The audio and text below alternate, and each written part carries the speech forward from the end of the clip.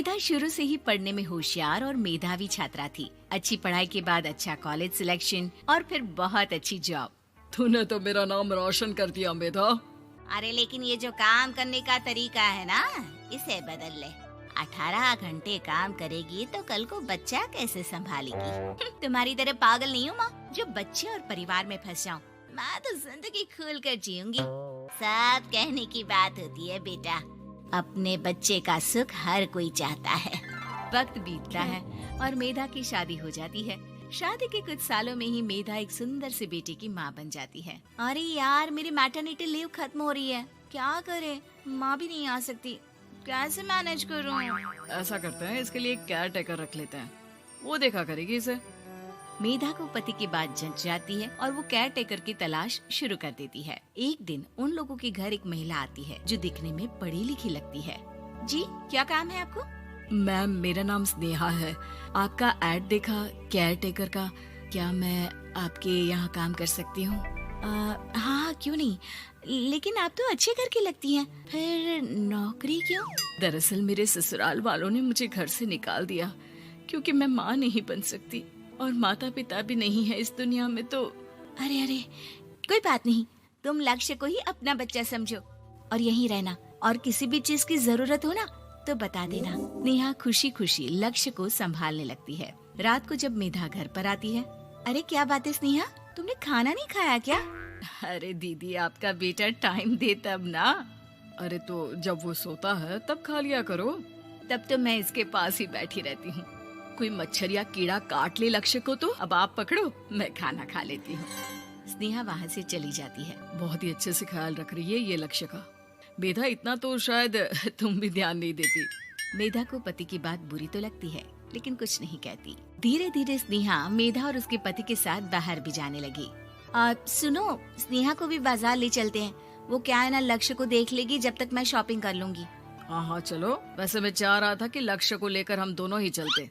क्या यार, तुम तो फ्री में इमोशनल हो जाते हो, कितना देख लेंगे हम दोनों मिलकर, ले चलो उसे। कार से निकलकर मेधा और लक्ष्य रोड क्रॉस कर रहे थे कि सामने से कार आ जाती है। मेधा का ध्यान नहीं होता, लेकिन स्नेहा तुरंत लक्ष्य को मेधा से छीन लेती है। मेधा गिर जाती है और कार मेधा को छूकर निकलती है, जिससे मेधा को खून आ जाता है। पति मेधा को हाथ देकर उठाता है। स्नेहा लक्ष्य को लेकर गले लगाई रहती है। थैंक्स स्नेहा, मैंने तो ध्यान ही नहीं दिया था कि कार आ रही है। स्नेहा का गुस्सा मालकिन पर टूट पड़ता है। अरे कैसी माँ है आप, अगर आज कुछ लक्ष्य को हो जाता तो मैं आपको कभी माफ नहीं करती। छोटा सा बच्चा है, उसे चोट लगती है तो पता है कितनी तकलीफ होती है।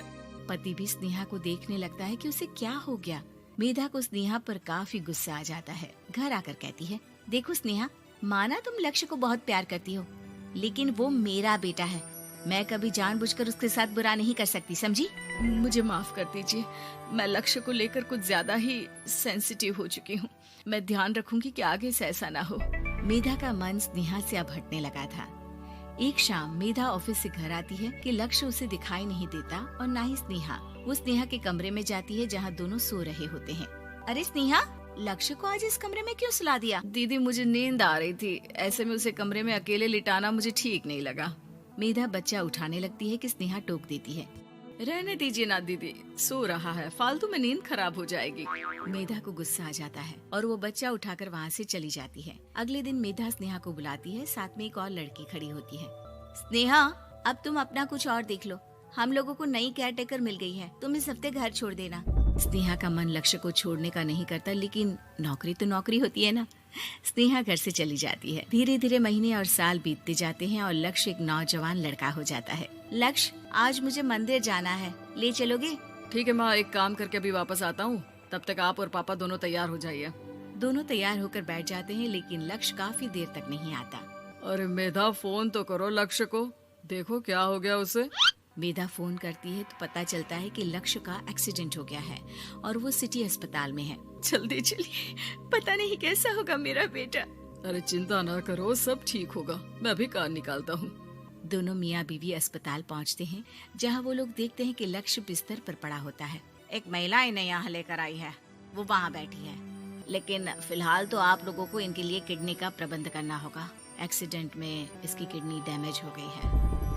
मेरी ले लीजिए डॉक्टर साहब, मेरे बेटे को बचा लीजिए। नहीं नहीं, आप माँ हैं, आपकी नहीं ले सकते, पिता की भी नहीं। आप किसी रिलेटिव या दोस्त से पता कर लें, और हाँ थोड़ा जल्दी करें क्योंकि देर होने से मामला बिगड़ सकता है।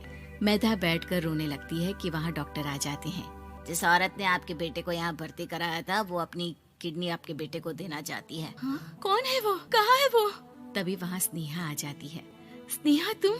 मैं लक्ष्य को पहचान नहीं पाई थी, लेकिन आप लोगों को देखकर समझ गई कि ये लक्ष्य है, इसलिए वापस आ गई। मैं अपनी किडनी आपके बेटे को देना चाहती हूँ। मेरी अपनी तो कोई औलाद नहीं, लेकिन लक्ष्य में मैंने हमेशा अपना बच्चा देखा। तुम धन्य हो स्नेहा, जो इतने साल में भी लक्ष्य को भूल नहीं पाई। सही मामले में तो वो तुम्हारा ही बच्चा होगा, क्योंकि जन्म भले ही मैंने दिया हो, लेकिन आज तुम उसकी जिंदगी बचा रही हो।